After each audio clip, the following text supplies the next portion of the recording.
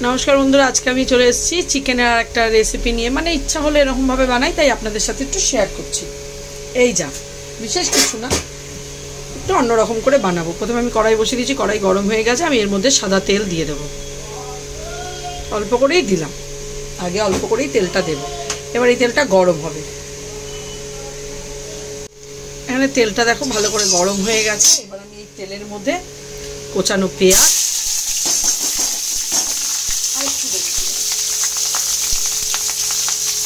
পেঁয়াজ দিয়ে দিলাম। পেঁয়াজটা একটু হালকা হালকা ভাজা হয়েছে। এবার আমি এর মধ্যে এই যে কেটে রাখা টমেটো আর কাঁচা লঙ্কা দিয়ে দেবো।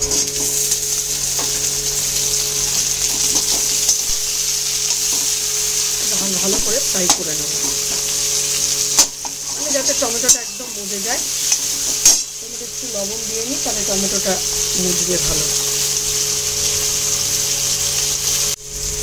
আর ভালো করে এটা ফ্রাই হয়ে গেছে। এবার আমি এটাকে তেলটা চেপে চেপে তুলে নেব, তুলে মিক্সিতে বেটে নেব এটাকে। এই যে নিয়ে নিয়েছি, এবার আমি এটাকে পেস্ট করে নেব সুন্দর করে। এই যে আমি এটা পেস্ট বানিয়ে রেখেছি, কারণ আমার অনেকটাই চিকেন। পরিমাণ মতো একটু তেল দিয়ে নিলাম, আর বেশি দেবো না। ধুয়ে রেডি করে রেখেছি। এবার আমি তেলের মধ্যে, কড়াই তো গরম, ওই জন্য তেলটার মধ্যে এলাচ দারচিনি এগুলো দিয়ে দিলাম, একটু গোটা জিরে দিয়ে দিলাম। চিকেন এর মধ্যে দিয়ে দেবো। এই যে চিকেনটা এগুলো দিয়ে দিয়েছি। এবার আমি হালকা করে একটু নুন দিয়ে নেব, অল্প করে দেবো, আবার পরে অল্প দেবো। হালকা করে একটু নুন দিয়ে এটাকে যাতে একটু ভাজবে, মানে যতক্ষণ না একটু হালকা ভেজে নেব, কালারটা চেঞ্জ হয়। এখানে চিকেনটা একটু দেখো কালারটা চেঞ্জ হয়ে গেছে চিকেনের, একটু করে নিলাম। এইবার আমি এর মধ্যে আদা রসুন বাটা দিয়ে দেবো পরিমাণ মতো, যতটুকু লাগবে। এই রসুন একটু লাগবে, 1.5 কিলো চিকেন তো।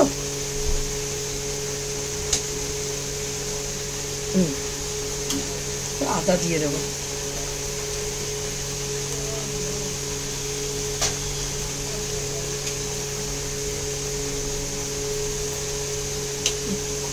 আদা রসুন বাটাটা দিয়ে এবার ভালো করে এটাকে চিকেনটাকে নাড়াচাড়া করে ভালো করে মিলিয়ে নেব, কারণ ভালো করে না কষালে কাঁচা গন্ধ থেকে যাবে। এটা একটু কিছুক্ষণ কষাতে হবে। আদা রসুন বাটাটা দিয়ে কিছুক্ষণ কষিয়ে নিতে হবে।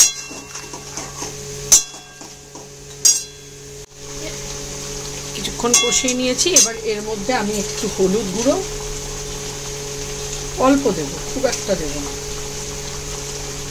হলুদ, একটু জিরে গুঁড়ো,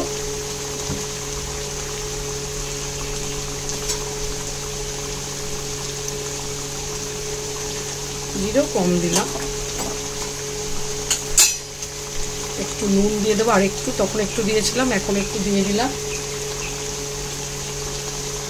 আর একটু গোলমরিচের গুঁড়ো, বেশি দেবো না, কারণ ঝাল হলে বাচ্চারা খেতে পারবে না। যে যেরকম ঝাল খাও দেবে, আমি অল্প করে দিলাম। দিয়ে এবার ভালো করে এটাকে আবার একটু কষাবো, পুরো যাতে মশলাটা চিকেনের গায়ের মধ্যে ঢুকে যায়।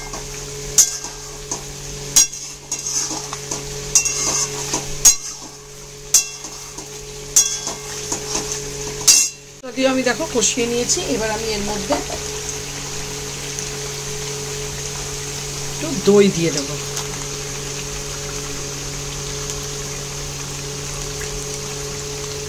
একটু দই দিয়ে দিন। দই দিয়ে ভালো করে নেড়ে নেব।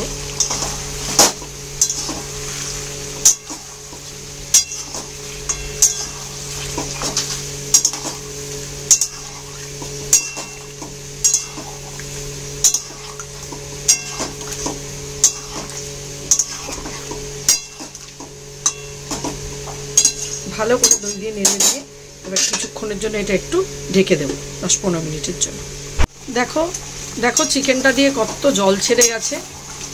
এইবার আমি এর মধ্যে যে পিষে রাখা মশলাটা সেইটা দিয়ে দেবো। এই যে মশলাটা পিষে রেখেছিলাম এটা দিয়ে দেবো।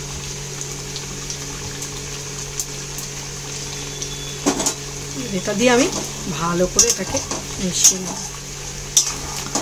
আমি এর মধ্যে একটু কাশ্মীরি লঙ্কার গুঁড়ো দেবো, তাহলে রঙটা ভালো হবে।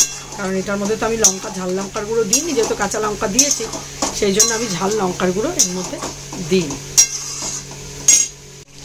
আমি একটু রঙের জন্য এই যে কাশ্মীরি লঙ্কার গুঁড়ো দিয়ে দেবো, যাতে একটু রঙটা ভালো হয়।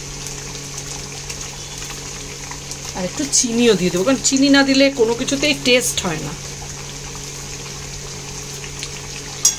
ভালো করে কষিয়ে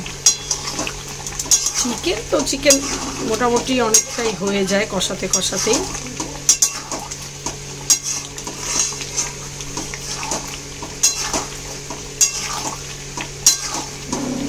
কিছুক্ষণ হোক, একটু জল না দিলে সেদ্ধ হবে না।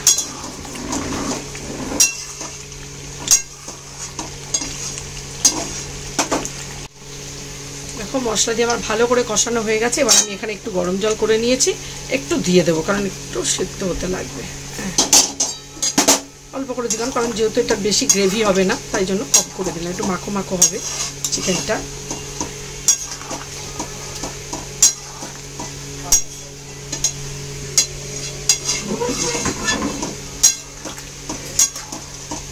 একা একা ক্যামেরা করছি, একটু বেঁকে তেড়ে যাচ্ছে, কিছু মনে করবেন না।